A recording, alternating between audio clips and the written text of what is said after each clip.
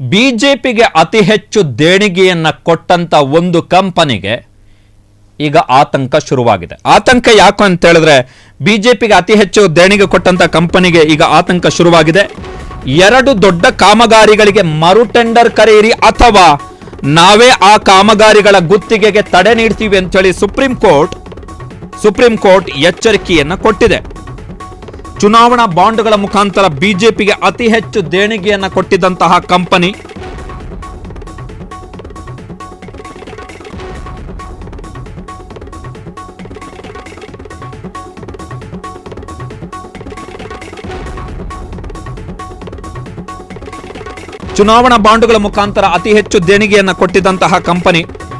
ಆ ಎರಡು ದೊಡ್ಡ ಕಾಮಗಾರಿಗಳ ಗುತ್ತಿಗೆಯ ಬಗ್ಗೆ ಈಗ ಸುಪ್ರೀಂ ಕೋರ್ಟ್ ಅಸಮಾಧಾನವನ್ನು ವ್ಯಕ್ತಪಡಿಸಿದೆ.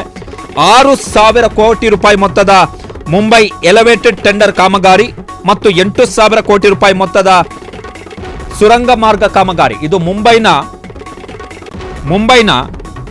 ಮುಂಬೈನಲ್ಲಿ ನಡೆಯಬೇಕಾಗಿದ್ದಂತಹ ಕಾಮಗಾರಿ. ಈ ಕಾಮಗಾರಿಯ ಗುತ್ತಿಗೆಯನ್ನ Mumbai metropolitan region development authority ಅಥವಾ MMRDA ಮೆಗಾ ಇಂಜಿನಿಯರಿಂಗ್ಸ್ ಲಿಮಿಟೆಡ್ಗೆ ಗುತ್ತಿಗೆಯನ್ನು ಕೊಟ್ಟಿತ್ತು. ಅತ್ಯಂತ ಕಡಿಮೆ ಮೊತ್ತಕ್ಕೆ L&T ಬಿಡ್ ಮಾಡಿದ್ರು ಕೂಡ ಬಿಡ್ ಅನ್ನ MMRDA ತಿರಸ್ಕಾರ ಮಾಡಿತ್ತು. ದೆಹಲಿಯಲ್ಲಿ ಸಂಸತ್ತಿನ ಹೊಸ ಕಟ್ಟಡವನ್ನ ಕಟ್ಟಿದ್ದಂತಹ L&T ಈ ಎರಡು ಕಾಮಗಾರಿಗಳ ಗುತ್ತಿಗೆ ಅನರ್ಹಗೊಳಿಸಿದ್ದು ನೋಡಿದರೆ ನಂಬಕ್ಕಾಗ್ತಾ ಇಲ್ಲ ಅಂತೇಳಿ ಸ್ವತಃ ಸುಪ್ರೀಂ ಕೋರ್ಟ್ನ ಮುಖ್ಯ ನ್ಯಾಯಮೂರ್ತಿ BR ಗವಾಯ್ ಅವರು ಟಿಪ್ಪಣಿಯನ್ನ ಮಾಡಿದ್ದಾರೆ. ಕಾಮಗಾರಿಗಳಲ್ಲಿ ಸಾರ್ವಜನಿಕ ಹಣ ಬಳಕೆ ಆಗಿರುವ ಕಾರಣ ಈ ಪ್ರಕರಣಗಳಲ್ಲಿ ಸಾರ್ವಜನಿಕ ಹಿತಾಸಕ್ತಿ ಇದೆ. ಹೀಗಾಗಿ ಸಾರ್ವಜನಿಕರ ಹಣವನ್ನು ಉಳಿಸಬೇಕಾಗಿದೆ ಅಂತೇಳಿ ಸುಪ್ರೀಂ ಕೋರ್ಟ್ ಮುಖ್ಯ ನ್ಯಾಯಮೂರ್ತಿಗಳು ಅಭಿಪ್ರಾಯವನ್ನು ವ್ಯಕ್ತಪಡಿಸಿದ್ದಾರೆ. ಇದು ನಿನ್ನೆ ಸುಪ್ರೀಂ ಕೋರ್ಟ್ನಲ್ಲಿ ನಡೆದಂತಹ ವಿಚಾರಣೆಯ ಸಾರಾಂಶ. ಬಿಜೆಪಿಗೆ ಅತಿ ಹೆಚ್ಚು ದೇಣಿಗೆಯನ್ನು ಕೊಟ್ಟಿದ್ದಂತಹ ಮೆಗಾ ಇಂಜಿನಿಯರಿಂಗ್ಸ್ಗೆ ಈ ಎರಡು ಪ್ರಮುಖ ಕಾಮಗಾರಿಗಳನ್ನು ನೀಡಲಾಗಿತ್ತು.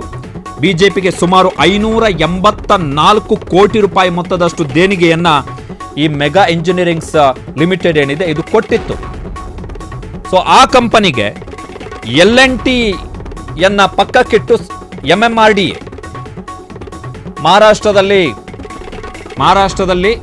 ಬಿಜೆಪಿ ನೇತೃತ್ವದ ಸರ್ಕಾರ ಏನಿದೆ ಅದು ಈ ಕಂಪನಿಗೆ ಗುತ್ತಿಗೆಯನ್ನು ಕೊಟ್ಟಿತ್ತು, L&T ಬದಲು mega engineerings ಲಿಮಿಟೆಡ್ಗೆ.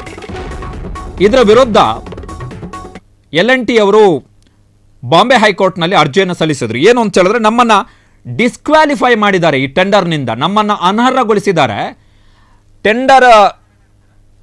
Tender mega ಇಂಜಿನಿಯರಿಂಗ್ಸ್ಗೆ award ಆದ ಬಳಿಕ ನಮ್ಮನ್ನ ನೀವು ಡಿಸ್ಕ್ವಾಲಿಫೈ ಆಗಿದ್ದೀರಿ, ನೀವು ಈ ಟೆಂಡರ್ನಲ್ಲಿ ಅನರ್ಹರಾಗಿದ್ದೀರಿ ಅಂತೇಳಿ ನಮಗೆ ಮಾಹಿತಿಯನ್ನು ಕೊಟ್ಟಿದ್ದಾರೆ.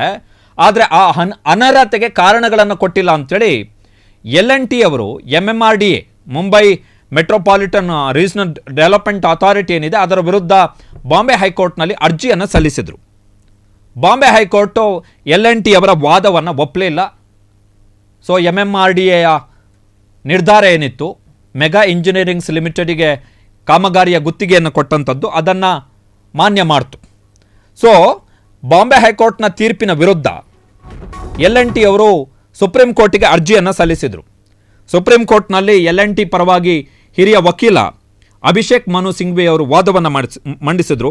L&Tಯ ಪ್ರಮುಖ ವಾದ ಏನು ಅಂತ ಹೇಳಿದ್ರೆ, ನಾವು ಒಂದು ಕಾಮಗಾರಿಯಲ್ಲಿ 2,000 ಕೋಟಿ ರೂಪಾಯಿ ಮೊತ್ತದಷ್ಟು ಕಡಿಮೆ ಬಿಡ್ ಮಾಡಿದ್ದೀವಿ, 2,000 ಕೋಟಿ ರೂಪಾಯಿ ಮೊತ್ತದಷ್ಟು ಕಡಿಮೆ ಬಿಡ್ ಮಾಡಿದ್ದೀವಿ. ಇನ್ನೊಂದು ಕಾಮಗಾರಿಯಲ್ಲಿ ಸುಮಾರು 600 ಕೋಟಿ ರೂಪಾಯಿಯಷ್ಟು ಕಡಿಮೆ ಬಿಡ್ ಮಾಡಿದ್ದೀವಿ ಕಾಮಗಾರಿಗೆ.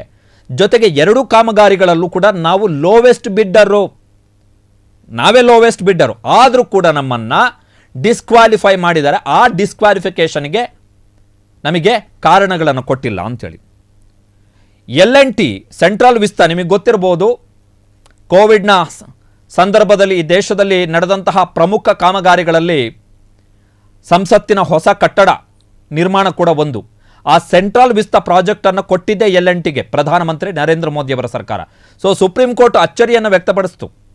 ಸೆಂಟ್ರಲ್ ವಿಸ್ತಾ ಪ್ರಾಜೆಕ್ಟ್ ಸಂಸತ್ತಿನ ಹೊಸ ಕಟ್ಟಡದ ಕಾಮಗಾರಿಯನ್ನು ಕೈಗೊಂಡಂತಹ L&T ಈ ಕಾಮಗಾರಿಗಳಿಗೆ ಹೇಗೆ ಡಿಸ್ಕ್ವಾಲಿಫೈ ಆಯಿತು ಅಂತ ಹೇಳಿ ಈ ಕಾಮಗಾರಿಗಳಿಗೆ ಹೇಗೆ ಡಿಸ್ಕ್ವಾಲಿಫೈ ಆಯಿತು? ಒಂದು 6,000 ಕೋಟಿ ರೂಪಾಯಿ ಮೊತ್ತದ ಕಾಮಗಾರಿ, ಅದು ಎಲಿವೇಟೆಡ್ ಕಾರಿಡಾರ್ ಮುಂಬೈನಲ್ಲಿ. ಇನ್ನೊಂದು ಟನಲ್, ರೋಡ್ ಟನಲ್, ಅದು 8,000 ಕೋಟಿ ರೂಪಾಯಿ ಮೊತ್ತದ ಕಾಮಗಾರಿ.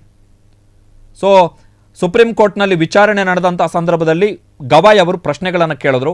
ಒಂದಾ ನೀವು ರೀಟೆಂಡರ್ ಮಾಡಲಿಕ್ಕೆ ಆದೇಶವನ್ನು ಕೊಡಿ, ಇಲ್ಲದಿದ್ದರೆ ನಾವು ಇದನ್ನು ಸ್ಟೇ ಮಾಡ್ತೀವಿ, ಈ ಟೆಂಡರನ್ನು ಸ್ಟೇ ಮಾಡ್ತೀವಿ. ಕಾರಣ ಏನು ಅಂತ ಹೇಳಿದ್ರೆ ಇದು ಸಾರ್ವಜನಿಕರ ದುಡ್ಡು. ಖಾಸಗಿ ಕಂಪನಿ ಫ್ಲೈಓವರ್ ಮಾಡ್ಬೋದು, ರೋಡ್ ಮಾಡ್ಬೋದು, ಏನೇ ಮಾಡ್ಬೋದು, ಬಟ್ ದುಡ್ಡು ಯಾರ್ದು? ದುಡ್ಡು ಸಾರ್ವಜನಿಕರದ್ದು. ಕಂಪನಿ ದುಡ್ಡು ಇನ್ವೆಸ್ಟ್ ಮಾಡುತ್ತೆ, ಬಟ್ ಅದನ್ನು ಪಾವತಿ ಮಾಡುವಂಥದ್ದು ನಾವೇ, ಸಾರ್ವಜನಿಕರ ದುಡ್ಡು. ಹೀಗಾಗಿ ಸಾರ್ವಜನಿಕರ ದುಡ್ಡನ್ನು ಉಳಿಸಬೇಕು ಅಂತೇಳಿ ಸುಪ್ರೀಂ ಕೋರ್ಟ್ ಅಭಿಪ್ರಾಯವನ್ನು ವ್ಯಕ್ತಪಡಿಸಿದೆ. ಸೊ ನಾಳೆ ಮೇ 29ನೇ ತಾರೀಕು ಇದರ ವಿಚಾರಣೆ ಮತ್ತೆ ನಡೆಯುತ್ತೆ. ಏನು ಹೇಳುತ್ತೆ MMRDA? Very important. BJP ಆಡಳಿತ ಇರ್ತಕ್ಕಂತಹ ಮಹಾರಾಷ್ಟ್ರದ ಪ್ರಮುಖ ಪ್ರಾಧಿಕಾರ ಅದು MMRDA, ದೊಡ್ಡ ಪ್ರಾಧಿಕಾರ. ನಾಳೆ ಸುಪ್ರೀಂ ಕೋರ್ಟ್ನಲ್ಲಿ ಏನು ಹೇಳ್ತಾರೆ ಅನ್ನುವಂಥದ್ದು ವೆರಿ ಇಂಪಾರ್ಟೆಂಟ್. ವಿಚಿತ್ರ ನೋಡಿ, ಸೆಂಟ್ರಲ್ ವಿಸ್ತಾ ಹೊಸ ಸಂಸತ್ತಿನ ಕಟ್ಟಡವನ್ನು ಕೈಗೊಂಡಂಥದ್ದು L&T. ರಾಮ ಮಂದಿರ ಕಟ್ಟಲಿಗೆ ಅಲ್ಲಿ ಟೆಂಡರನ್ನು ಪಡೆದಿದ್ದು L&T. ಅಂಥ L&Tಗೆ ನೀವು ಡಿಸ್ಕ್ವಾಲಿಫೈ ಆಗಿದ್ದೀರಿ ಅಂತೇಳಿ ಈ 2 ಕಾಮಗಾರಿಗಳಲ್ಲಿ ಕೊಟ್ಟಿದ್ದಾರೆ. ಈ ಕಾಮಗಾರಿಯ 8,000 ಮತ್ತು 6,000 ಕೋಟಿ ರೂಪಾಯಿ ಮೊತ್ತದ ಕಾಮಗಾರಿಯನ್ನು ಪಡೆದಂಥ ಮೆಗಾ ಇಂಜಿನಿಯರಿಂಗ್ಸ್ ಎಲೆಕ್ಟೋರಲ್ ಬಾಂಡ್ಗಳ ಮುಖಾಂತರ BJPಗೆ ದೇಣಿಗೆ ಕೊಟ್ಟಂಥ ಅತ್ಯಂತ ದೊಡ್ಡ ಕಂಪನಿಗಳಲ್ಲಿ ಒಂದು. 584 ಕೋಟಿ ರೂಪಾಯಿಯಷ್ಟು ದೇಣಿಗೆಯನ್ನು ಕೊಟ್ಟಿದ್ದಾರೆ BJPಗೆ ಎಲೆಕ್ಟೋರಲ್ ಬಾಂಡ್ ಮುಖಾಂತರ. ಹೈಯೆಸ್ಟ್ ಡೋನರ್ಗಳು ಮೆಗಾ ಇಂಜಿನಿಯರಿಂಗ್ಸ್ ಲಿಮಿಟೆಡ್ನವರೇ ಹೈಯೆಸ್ಟ್ ಡೋನರು. ಎಲೆಕ್ಟೋರಲ್ ಬಾಂಡ್ಗಳ ಮುಖಾಂತರ ದೇಣಿಗೆಯನ್ನು ಕೊಟ್ಟಂಥ ಅತ್ಯಂತ ದೊಡ್ಡ ಕಂಪನಿ, ಅತಿ ಹೆಚ್ಚು ದೇಣಿಗೆಯನ್ನು ಕೊಟ್ಟಂಥ ಕಂಪನಿ ಮೆಗಾ ಇಂಜಿನಿಯರಿಂಗ್ಸ್ ಲಿಮಿಟೆಡ್. ಎಲ್ಲವೂ ಕೂಡ ಇಂಟರ್ಲಿಂಕ್ ಇರುತ್ತೆ. ಸೊ ಎಲೆಕ್ಟರಲ್ ಬಾಂಡನ್ನೇ ಇಲ್ಲೀಗಲ್ ಅಂತೇಳಿ ಸುಪ್ರೀಂ ಕೋರ್ಟ್ ಘೋಷಣೆ ಮಾಡ್ತು, ತೀರ್ಪನ್ನು ಕೊಡ್ತು. So very important. ನಾಳೆ ವೆರಿ ಇಂಪಾರ್ಟೆಂಟ್ ದಿನ, ಮೇ 29ನೇ ತಾರೀಕು. ಒಟ್ಟು 14,000 ಕೋಟಿ ರೂಪಾಯಿ ಮೊತ್ತದ ಕಾಮಗಾರಿ. ಸೊ ಏನು ಮಾಡ್ತಾರೆ MMRDA ಅವರು ನೋಡೋಣ. Very important. ಲೋವೆಸ್ಟ್ ಬಿಡ್ ಮಾಡಿದಂಥ L&Tಗೆ ಕೊಟ್ಟಿಲ್ಲ.